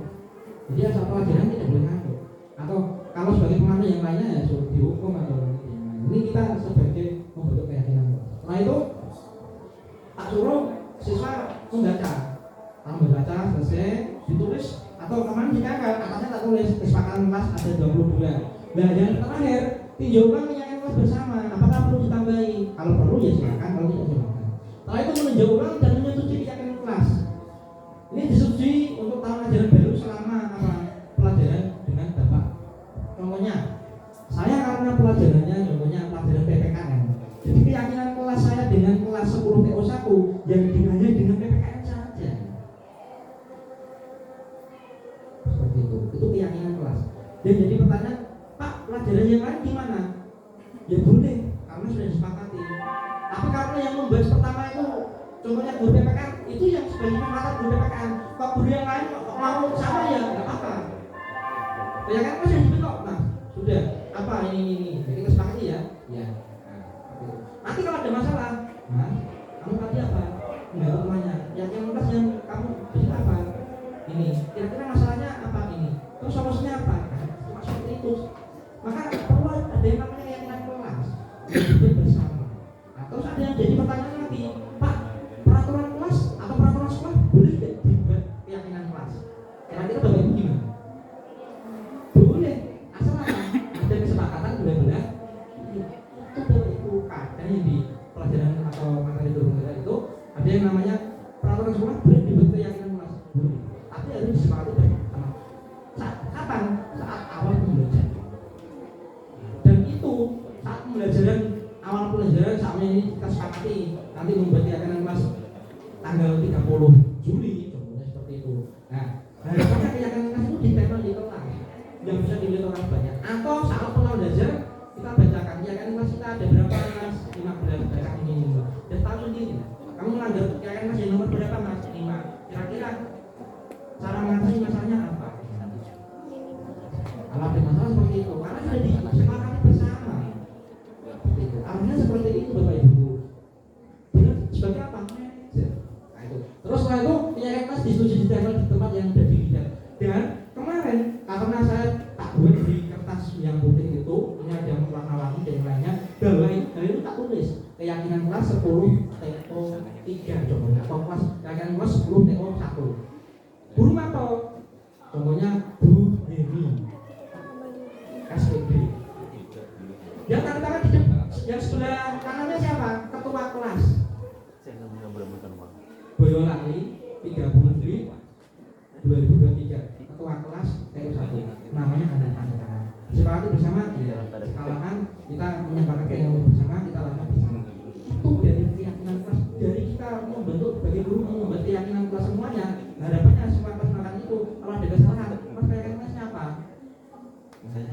apa? Kalau semuanya tidak terpenuhi, nanti dari konsekuensi ini apa? Tidak boleh menghukum, tidak boleh. Di pembelajaran kurikulum sekarang yang kurikulum merdeka artinya apa? Pendidikan harus berpihak pada murid atau siswa. Ada tulisan berpihak pada murid. Sebenarnya tulisannya itu bukan siswa tapi murid. Apa ada yang bilang murid juga tidak apa. Jadi pendidikan harus berpihak pada murid. Terus sudah paham Bapak Ibu ya? Saya kemarin juga membuat video seperti ini. Pak San, saya interupsi sebentar ya. Tadi kan ini nggak apa-apa ya? Enggak apa-apa, silakan ada yang bertanya. Itu kan tadi tidak boleh ngantuk, tidak boleh apa-apa ya. Tapi kok kalau ngerokok boleh berarti ya? Loh, makanya kita berkeyakinan kelas. Oh gitu. Itu bukan merokok, itu kan istilahnya apa melakukan hal yang lain. Itu apa mengganggu. Peraturan di sekolah tidak boleh merokok. Kelas kalian kalau dibaca tidak boleh. Tapi bahasanya tidak ada kata merokok. Kalau ada kata merokok, itu apa? Dibuat siswa nanti malah bilang enggak. Jadi apa? Tidak boleh melakukan hal yang kurang. Termasuk merokok itu dianggap aja masuk ke situ. Jadi malah kalau malah ditulis tidak boleh merokok di kelas, itu malah siswa itu malah kata-katanya tidak bagus kalau ditempel. Harus dilepas. Harus dicontohkan. Di kelas dan di lingkungan sekolah. Ini harapannya apa keyakinan kelas itu tidak hanya dilakukan di kelas saja, tapi di lingkungan sekolah. Mas, keyakinan kelas tidak boleh datang terlambat ke sekolahan seperti itu ya. Itu kan tidak boleh datang terlambat, jadi datang terlambat ke sekolahan. Nah itu kan peraturan sekolah sebenarnya, tapi kita meyakini tidak boleh terlambat. Berarti itu kan menyangkut di sekolah, bukan hanya di kelas. Jadi keyakinan di kelas itu dilakukan di kelas dan di lingkungan sekolah itu. Dan kegiatan ini kolaborasinya kan dengan siswa, dengan guru, dengan kepala sekolah, dan nanti harapannya orang tua juga diimbangi atau mungkin dikasih pembelajaran seperti ini. Biar apa? Sama-sama di sekolah juga dia terpantau dengan bagus, di rumah jadi pembiasaan. Jadi dari guru budaya itu harus ada kolaborasi dengan sekolah, bapak ibu guru dan orang tua ditambah itu. Kalau tidak boleh merokok itu, mohon maaf, itu kata-kata konotasi yang tanda tanya kurang sesuai. Nah, harapannya tidak boleh melakukan hal yang kurang baik. Kata kebajikannya apa? Berakhlak. Terus tambah lagi, untuk keyakinan kelas berpakaian rapi, hadir tepat waktu, menjaga kebersihan, aktif dalam pembelajaran, mengikuti dan mengerjakan tugas tepat waktu, berdoa sebelum dan sesudah pelajaran, belajar dengan sungguh-sungguh, bantu teman dalam perbedaan. Ini contoh Bapak Ibu. Boleh Bapak Ibu menulis. Tapi yang namanya keyakinan kelas itu kalau bisa jangan ditulis terlalu banyak, membuat 100 keyakinan kelas itu jangan. Termasuk itu. Karena apa? Kalau dibuat terlalu panjang itu nanti siswa tidak ingat. Harapannya keyakinan kelas paling dibuat 30 lembar, 10, 15, 20. Dan kalau bisa ditempel di kelas, Bapak Ibu. Saya minta nanti kalau pembelajaran di awal membuat keyakinan kelas. Kalau Bapak Ibu kurang tahu sudah bisa dilihat di di online atau mungkin di sumber yang lain. Buatnya Bapak Ibu. Ini yang dari kepala sekolah atau yang lainnya harus kalau bisa ada program guru penggerak, yang lainnya bisa terapkan seperti itu. Nanti kita sudah ada keyakinan kelasnya. Nanti saya minta yang namanya komunitas praktisi. Nah, komunitas praktisi ini termasuk salah satunya juga ini penugasan. Bapak Ibu saya minta tolong semoga ada manfaatnya nanti ke depan. Ya. Terus selanjutnya ini nilai kebajikan itu tanggung jawab, sikap baik, jujur, beriman dan bertawaf, disiplin, kebersihan, tepat. Contohnya apa? Buang sampah. Tidak boleh membuang sampah di kelas. Kalau tulisannya ya membuang sampah itu contohnya. Bisa dilanjut? Segitiga realisasi suatu proses di apa yang dijalankan guru atau orang tua agar dapat menghasilkan murid yang mandiri dan bertanggung jawab. Ini ada Bapak Ibu guru yang paling penting. Segitiga restitusi menstabilkan identitas, paling tidak tindakan yang salah, menanyakan keyakinan. Terus Bapak Ibu, tak lanjut biar cepat.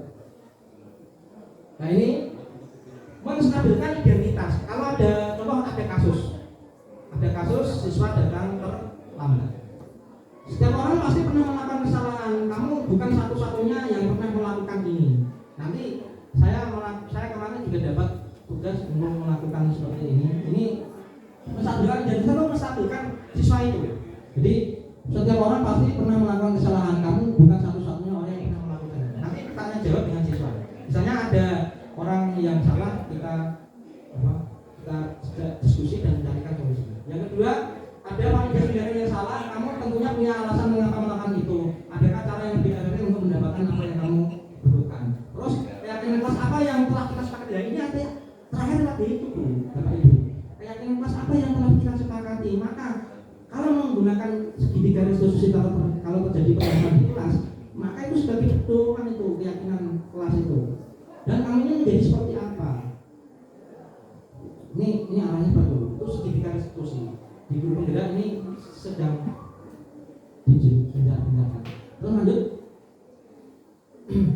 Nah ini menstabilkan identitas. Berdasarkan prinsip membuat kesalahan adalah bagian dari proses pembelajaran. Berperan menggeser identitas murid dari identitas gagal ke identitas sukses. Jadi kalau ada murid yang salah itu jangan disangka.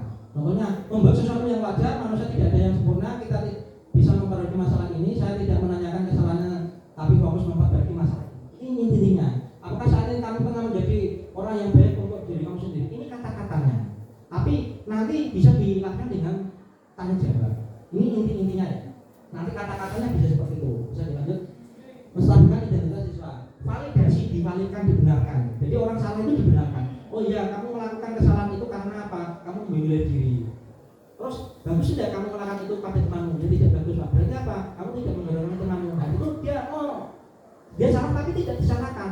Kalau orang salah kok disalahkan, dia akan emosi pas waktu itu juga. Maka perlu yang namanya menstabilkan identitas di siswa melakukan kesalahan tidak langsung disalahkan. Masa melakukan kesalahan itu kira-kira apa alasannya ya? Ini Pak, ya kamu melakukan, Bapak juga pernah melakukan itu, tapi kira-kira persoalan itu baik apa tidak? Tidak Pak. Jadi seperti itu. Jadi kita menstabilkan emosi dari siswa. Salah itu jangan langsung disalahkan, emosi akan malah nanti sulit. Jadi dengan kata-kata seperti itu, dengan tanya jawab nanti. Terus yang selanjutnya menanyakan keyakinan. Ini keyakinan kelas, keyakinan sekolah. Boleh tidak bilang keyakinan sekolah itu kalau disepakati oleh gimana cara menyatakan ini?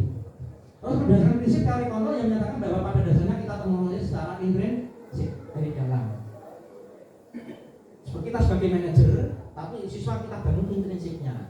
Tadi karena apa? Kontrol disitu dari diri sendiri. Terus kalau telah divalidasi, dibenarkan, tapi kan distabilkan. Status data dibenarkan. Oh iya, kamu kok misalnya bertengkar dengan Adit, kenapa? Karena saya tidak terima Pak, saya dikatai seperti ini. Kamu marah dengan Adit kenapa? Bertengkar. Pekerjaan saya dicontek terus dengan Adit. Ya kamu marah benar karena apa? Kamu mempertahankan emosimu. Tapi kalau kamu istilahnya melakukan marah menggebrak sampai bergeraknya itu tidak bagus. Untung kamu tidak sampai ke kekerasan fisik. Yang tidak boleh kan itu kekerasan fisik. Rata-rata orang bertengkar kan ada yang ngomongan, tapi jangan sampai ke itu dibenarkan, divalidkan. Tapi kira-kira kamu melakukan itu sesuai dengan keyakinan kelas atau tidak? Artinya keyakinan tidak Pak. Kalau tidak, kira-kira solusi apa yang kamu lakukan? Ini ya sudah temu, besok jangan melakukan ini lagi ya. Ya sudah, terima kasih Pak. Kamu ke sana. Jadi apa? Yang terakhir tadi kan keyakinan kelas. Jadi keyakinan kelas apa yang kita sepakati? Terus kira-kira kalau kamu melakukan itu apa yang solusinya? Terus kamu mau jadi apa? Seperti itu. Terus apa keyakinan kelas kita? Nah, contohnya tapi tidak boleh mencontek. Nanti apa? Mengerjakan soal sendiri. Jadi nilai basic berarti mandiri. Terus nilai apa yang kita sepakati? Berarti kemandirian. Terus seperti apa gambar kelas kita yang ideal bagi kamu? Kelas kita yang ideal adalah kelas yang saling menghormati, menghargai antar teman dan berjalan dengan baik dan seperti itu. Kamu ingin menjadi orang seperti apa? Saya ingin orang yang menjadi orang yang sukses Pak. Dalam diri siswa, walaupun dia nakal, tapi suatu saat dia akan menjadi orang itu tidak bangun dari diri sendiri. Contoh ya, ini peraturan kelas selalu kembalikan buku ke tempatnya. Ini apa? Peraturan kelas, keyakinan kelas, tanggung jawab. Itu nilai kebajikan. Dilarang mengganggu orang lain. Nilai kebajikannya menghormati orang lain diri sendiri. Hadir di sekolah 15 menit sebelum pembelajaran dimulai, menghormati orang lain, komitmen pada tujuan. Contohnya, dilarang melakukan kekerasan, keselamatan, menghormati orang lain. Dilarang menggunakan narkoba. Ini tadi ada yang tanya, dilarang menggunakan atau merokok itu termasuk apa? Kalau kata kebijakannya apa? Kesehatan. Ini Bapak Ibu ya, narkoba, merokok itu termasuk apa? Kebijakannya apa? Kesehatan bagi siswa. Artinya ke sana. Berganti atau menunggu giliran itu apa? Siswa berganti keyakinan kelasnya apa? Menghormati orang lain. Kalau ini peraturan sekolah, gunakan masker. Nah, kita kembali ke yang dinas. Kamu menggunakan kesehatan apa? Keselamatan Pak, kesehatan. Terus jangan berlari di kelas untuk koridor, berarti keselamatan dan keamanan. Kalau nanti ada jatuh ke sandung atau mungkin di bekel lari-lari, ada alat yang rusak itu juga berbeda. Bisa dilanjut. Nah ini kesempatan kelas kemarin saya membuat bagian tugas dari lainnya. Terus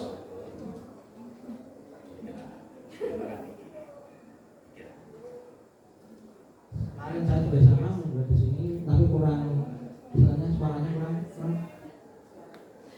Ini mohon maaf, tidak bisa juga sini.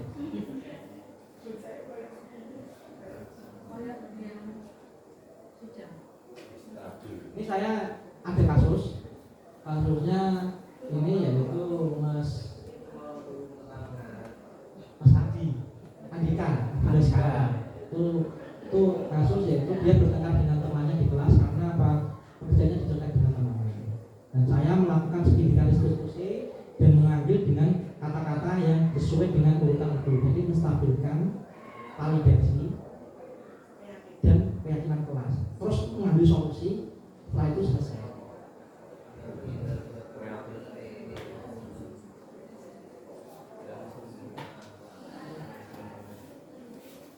Itu kata-katanya tidak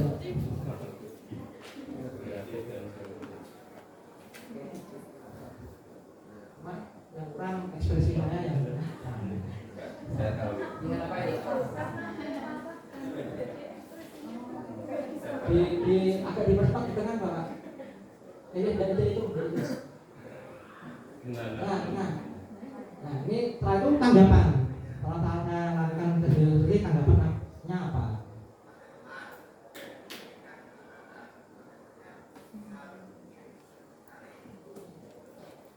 Tanggapan.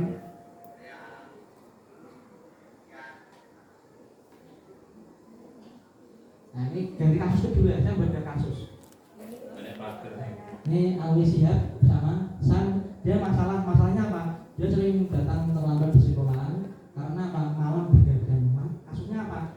Begadang main game online. Datang terlambat, tidak ada yang bangunkan. Terus saya apa? Menanyakan masalahnya, saya panggil. Karena apa? Dia datang terlambat karena apa? Saya dilapori tiket. Maka saya panggil. Terus tak tanya dengan cara sedikit dari diskusi.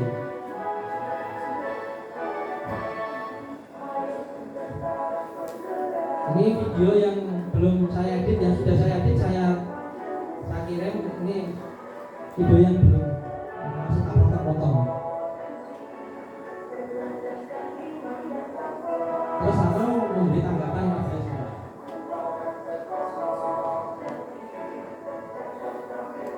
Tulisannya ada.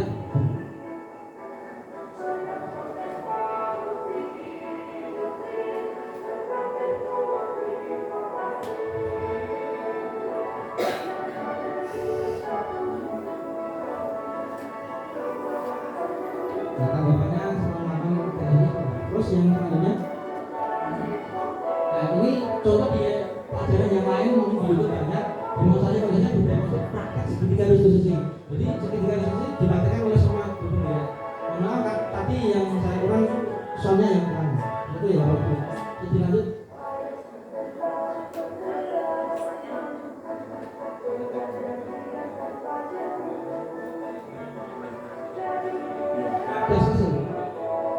Terima kasih untuk kegiatan hari ini.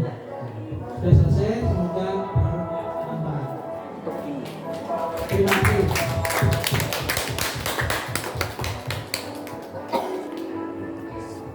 Nah, untuk hari ini saya sudah selesai. Saya kembalikan kepada pembawa acara. Musyawarah. Monggo Bu.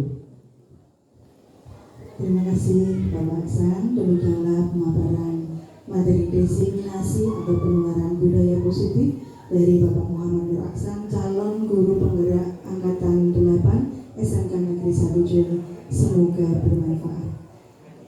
Sampailah kita pada penghujung kegiatan, yaitu penutup. Tetapi sebelum ditutup, saya ada satu pantun untuk Pak Aksan. Mohon kata cakep sama bravonya ya. Daun jati jatuh di kali. Katanya Pak Aksan mau diangkat. Ayo lanjutkan diseminasi. Semoga ilmunya bermanfaat. Bravo Pak Aksan, bravo. Lanjutkan Pak. Alhamdulillah, sebagai penutup, marilah kita ucapkan hamdalah bersama-sama. Alhamdulillahirrahmanirrahim. Demikianlah seluruh rangkaian kegiatan diseminasi telah selesai. Kami selaku pembawa acara mohon maaf apabila banyak kesalahan dalam tutur kata maupun perbuatan. Wabillahi taufiq wal hidayah. Wassalamualaikum warahmatullahi wabarakatuh.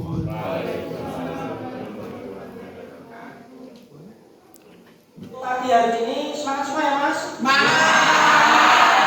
Semangat sekali untuk tahun ajaran baru di kelas 11. Untuk tahun ini saya atau Bapak mengajar pelajaran listrik pelajaran kejuruan di kelas 11.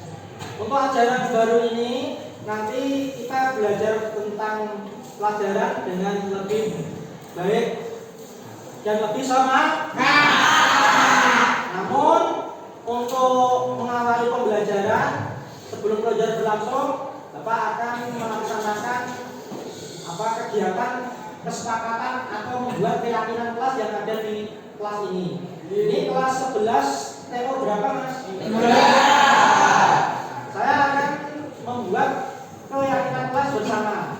Sebelumnya, apa itu keyakinan kelas?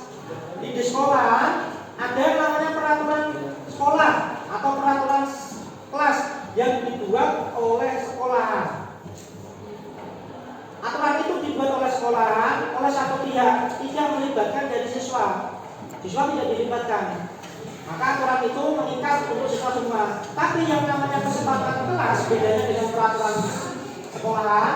Kalau keyakinan kelas atau kesepakatan kelas kita buat bersama antara guru makro untuk makro listrik di sini kelas 11 dengan makro saya dengan Anda selama pembelajaran berlangsung untuk semester dasar dan genap ini di kelas 11. Tujuan membuat keyakinan kelas untuk apa?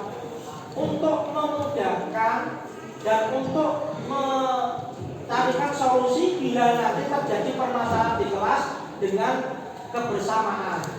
Dan keyakinan kelas itu sebagai pedoman nanti dalam melaksanakan kegiatan pembelajaran, baik nanti kegiatan pembelajaran Bapak di kelas atau nanti di lab atau di praktek bengkel otomotif. Paham ya Mas? Sebelum membuat itu maka perlu yang namanya curah pendapat. Nanti saya minta curah pendapat dengan siswa di sini 34 siswa ya satu kelas ya. Pendapat keyakinan kelas apa yang kira-kira nanti kita sepakati, maka setiap siswa nanti menulis di kertas yang saya bagikan. Bisa dipahami ya? Kalau bisa dipahami, saya bagikan kertas ini nanti ditulis dengan baik. Paham ya? Silakan ini saya bagi kertasnya. Ini Mas.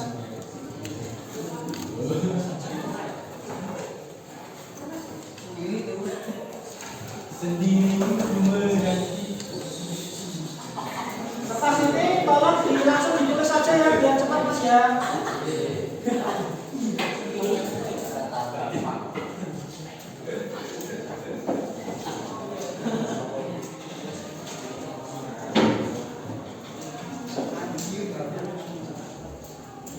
Ditulis dan tidak ada yang nempel.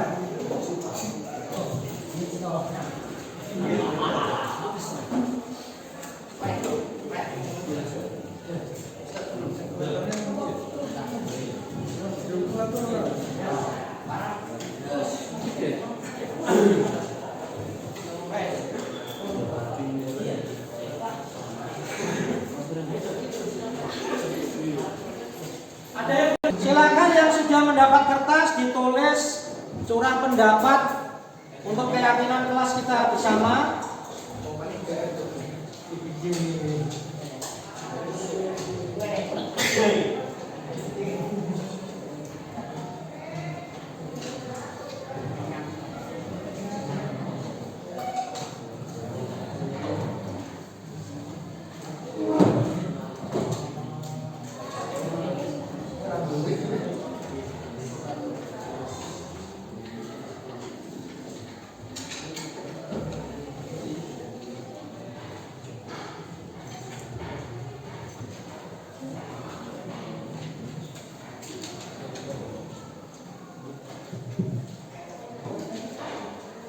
Surat pendapat yang tadi ditulis oleh siswa satu-satu sudah semua, Mas? Nah, silakan nanti ditempel, ya, ditempel di papan tulis huruf dengan bagus.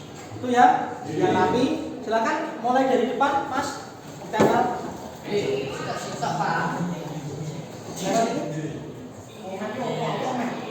Ya, langsung.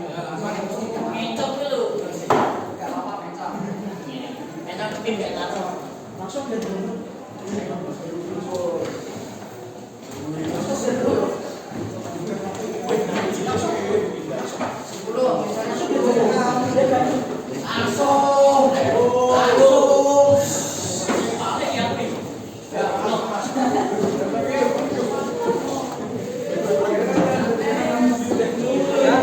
di atas ini ya, ini tanda kuning.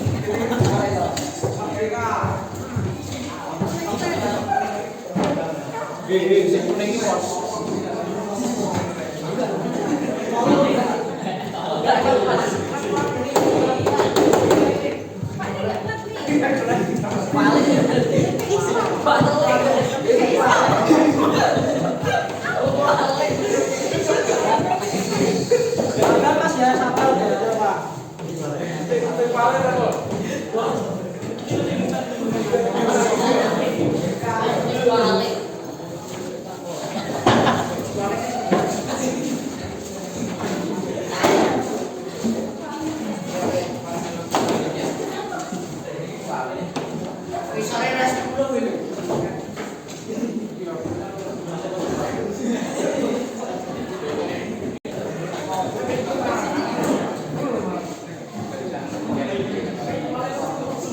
Di depan bareng-bareng. Silakan, saya minta nanti salah satu dari siswa untuk membacakan di depan, ya, keyakinan kelas yang tadi ditulis bersama. Siapa yang mau, Mas?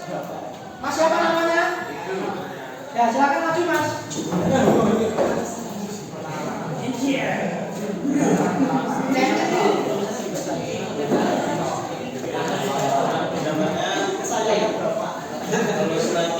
Kalau didengarkan dengan baik ya, ini nanti dibaca semuanya.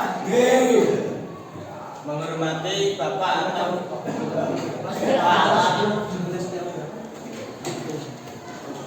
surat pendapat, keyakinan atau kesepakatan kelas 11 dan 3. 1.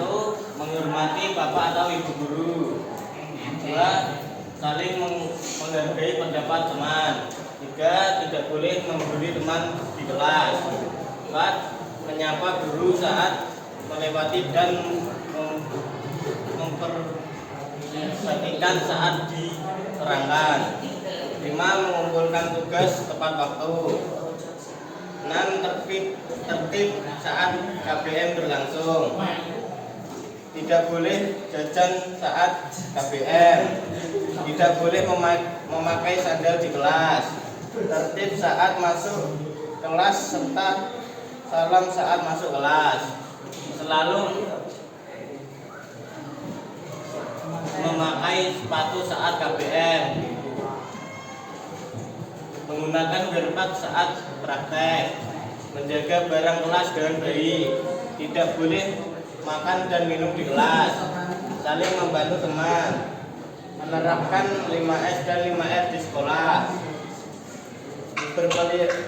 Berperilaku positif di kelas maupun di lingkungan sekolah. Menjaga ucapan, tidak boleh bicara kotor. Saling berdiskusi dengan teman kelompok. Menjaga barang, kita harus menjaga barang. Berdoa sebelum dan sesudah pembelajaran. Mengikuti pelajaran dan mengerjakan tugas-tugas tepat waktu. Bersikap baik dan sopan di sekolahan. Ya cukup, saya minta satu lagi yang membaca, mbaknya, Mbak Farah. Kan saya foto.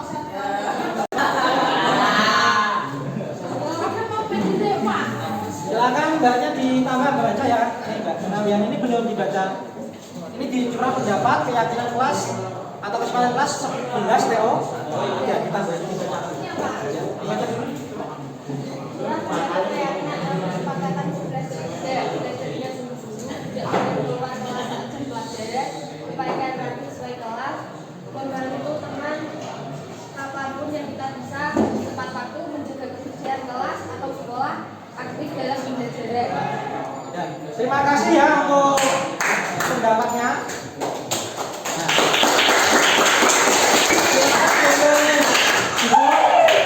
Untuk yang selanjutnya ya, dari tulisan yang tadi ditulis bersama-sama, kita pilih kesempatan kelas untuk kita ambil dan nanti kita sepakati. Yang pertama, menghormati Bapak Ibu guru, penting enggak? Saya tempel di sini ya. Terus ada saling menghargai pendapat teman. Penting ya? Bagus. Terus ada lagi selalu memakai sepatu saat KBM. Jadi saat KBM harus selalu memakai sepatu. Juga bagus.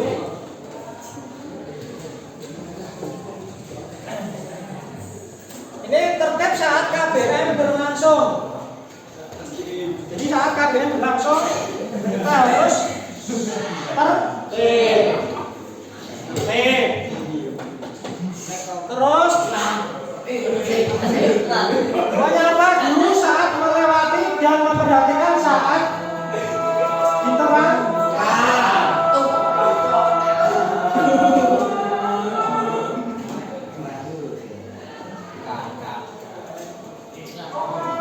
Mengumpulkan tugas tepat waktu.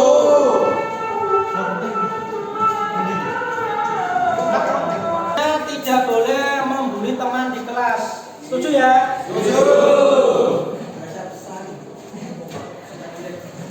Yang selanjutnya ini ada berperilaku positif di kelas maupun di lingkungan sekolah. Setuju Mas ya? Setuju.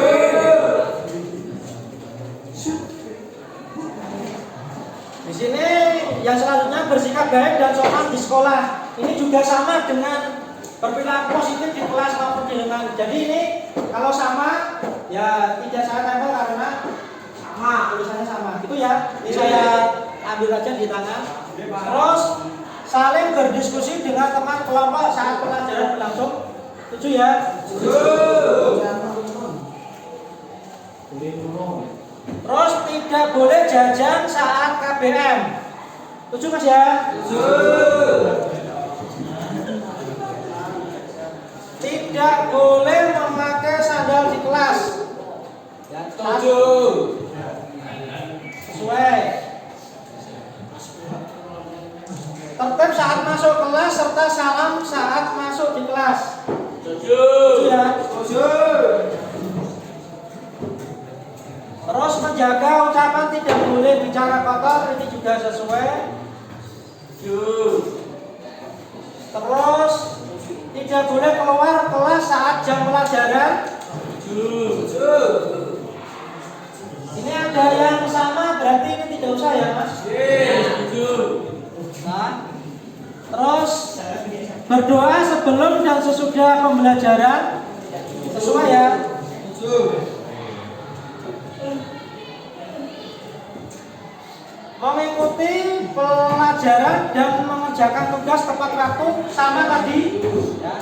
Mengerjakan tugas tepat waktu jadi tidak usah. Saling membantu teman dalam kebaikan.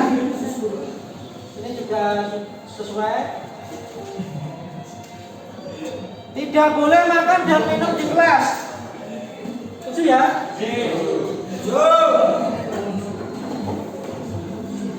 Terus menggunakan wirpan saat praktek ya, karena di sini pelajaran Bapak listrik ada teori dan praktek. Jadi saat pelajaran di lab kita menggunakan wirpan. Terus menjaga barang kelas dengan baik, tadi sudah sama yang di sana. Menjaga barang, kita harus menjaga barang, itu juga sama menjaga barang. Jadi tidak usah. menerapkan 5S dan 5R. Ini juga tetap ya, sesuai 5S dan 5R. Belajar dengan sungguh-sungguh, tadi juga sudah ada. Berpakaian rapi sesuai kelas. Ini tak di sini. Terus membantu teman kapanpun kita bisa. Sesuai. Belum ada yang sama. Hadir tepat waktu tadi sudah ada ya. Sudah ada. Menjaga kebersihan kelas. Ada ya lagi ya.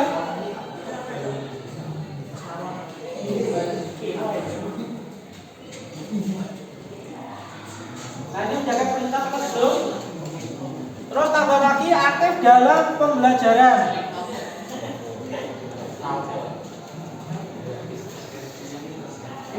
Nah, ini yang saya pilih untuk kesempatan kelas.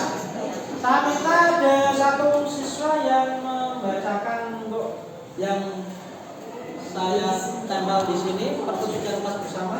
Siapa lagi? Siapa yang mau?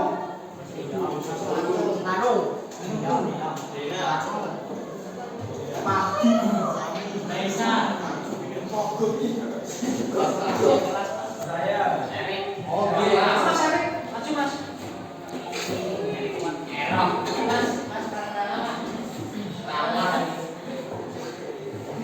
Ini kesepakatan kelas.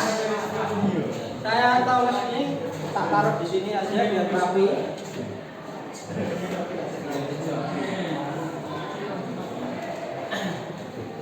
Memilih kesempatan kelas 11 TO 3. Tulis ya. Hasil dari kesepakatan kelas 11 TO 3. 1. Menghormati bapak atau ibu. 2. Saling menghargai pendapat teman. 3. Selalu memakai sepatu saat KBM.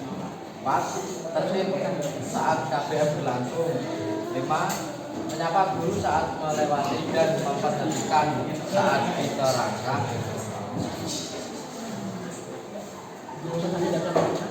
Mengumpulkan tugas tepat waktu, tidak boleh membuli teman di kelas, saling berdiskusi dengan teman di kelompok, tidak boleh jajan saat KBM, tidak boleh memakai sandal di kelas, tertib saat masuk kelas serta salam saat masuk kelas, menjaga ucapan tidak boleh secara kotor, berdoa sebelum dan sesudah pembelajaran, saling membantu teman, berpakaian rapi sesuai kelas, berpakaian rapi sesuai hari, membantu teman kapanpun yang kita bisa, menjaga kebersihan kelas atau sekolah, aktif dalam pembelajaran, tidak boleh memakan atau minum di kelas, berperilaku positif di kelas maupun di lingkungan sekolah, menerapkan 5S dan 5R di sekolah, menggunakan herbat saat praktek. Ini kesepakatan kelas, bentar, kesepakatan kelas bersama. Tadi sudah dipilih, ada beberapa yang sama tidak ditulis, yang sesuai kita pilih untuk kita jadikan pedoman untuk pembelajaran atau pelajaran baru. Nah, karena kita kesepakatan dan keyakinan kelas bersama, maka ini untuk pelajaran Bapak, khususnya mapel listrik dengan kelas ini 11 TO 3, maka perlu perwakilan kelas untuk menandatangani guru mapel dan perwakilan kelas atau ketua atau yang mewakili. Kita tulis menggunakan spidol. Nah, spidolnya ini ditulis keyakinan kelas. Ya, keyakinan kelas. Persetujuan bersama keyakinan kelas 11 TO 3.